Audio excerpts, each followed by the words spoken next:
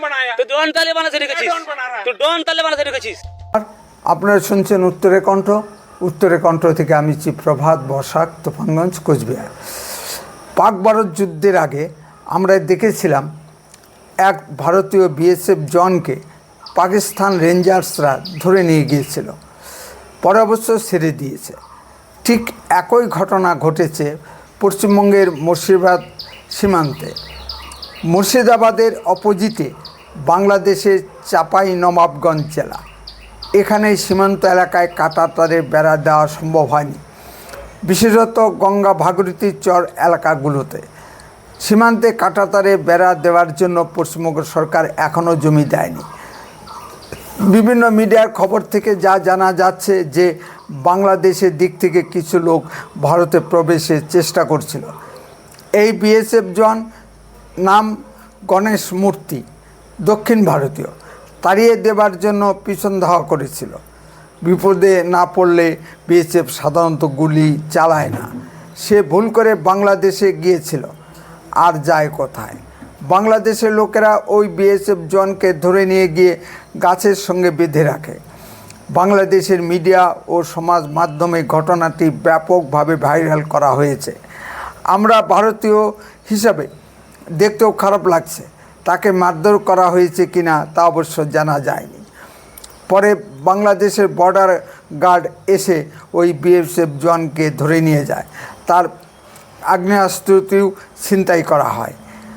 ওই বিএসএফ জওয়ানের সঙ্গে বাংলাদেশের জনগণ যে ধরনের ব্যবহার করেছে, অশ্লীল গালাগাল দিয়েছে, তার জন্য আমাদের ভাবতে হবে। বাংলাদেশের এক শ্রেণীর জনগণ কুড়িগ্রামের বড়াইবাড়ি যুদ্ধ নিয়ে অনেক বড়াই করে। সেখানে নাকি আমাদের হাজার হাজার জওয়ান মারা যায়, এমন প্রচার বাংলাদেশের তরফ থেকে করা হয়। বাংলাদেশের পরিবর্তিত রাজনৈতিক পরিস্থিতিতে বাংলাদেশ অনবরত ভারতকে প্রভোগ করে যাচ্ছে। আমাদের চিকেন নেকের কাছে বাংলাদেশ কয়েকটি মরচে ধরা ট্যাঙ্ক এনে ভয় দেখাতে চেষ্টা করেছিল।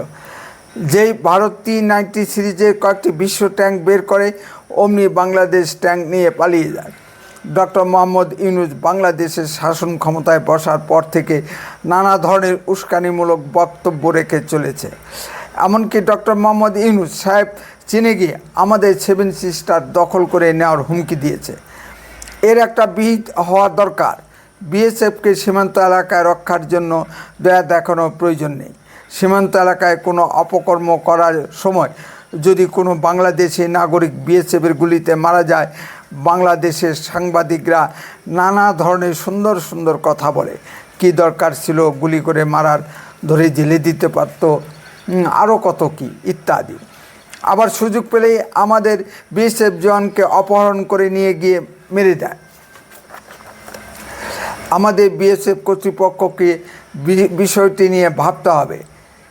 আমাদের বিএসএফকে কি বিষম পরিস্থিতিতে কাজ করতে হয়। গরু পাচার করতে যখন পাচারকারীরা বর্ডারে যায়, সামনে থাকে বাড়ির মহিলারা। বিএসএফ বাধা দিলেই ওই মহিলারা নিজেদের কাপড় নিজেরাই ছিঁড়ে বা উলঙ্গ হয়ে যায়। তারপর বিএসএফের বিরুদ্ধে ধর্ষণের অভিযোগ নিয়ে আনে। এইভাবে অনেক বিএসএফের চাকরি চলে গেছে। এই বিএসএফ কারা? নিশ্চয়ই আমার আপনার ঘরে শিক্ষিত ছেলেমেয়েরা। আমাদের দেশে মমতা ব্যানার্জির মতো অনেক রাজনৈতিক নেতা আছে, বা অপর্ণা সেনদের মতো অনেক ফিল্ম স্টার আছে, যারা সবসময় বিএসএফকে ধর্ষক বলে গালাগালি দেয়।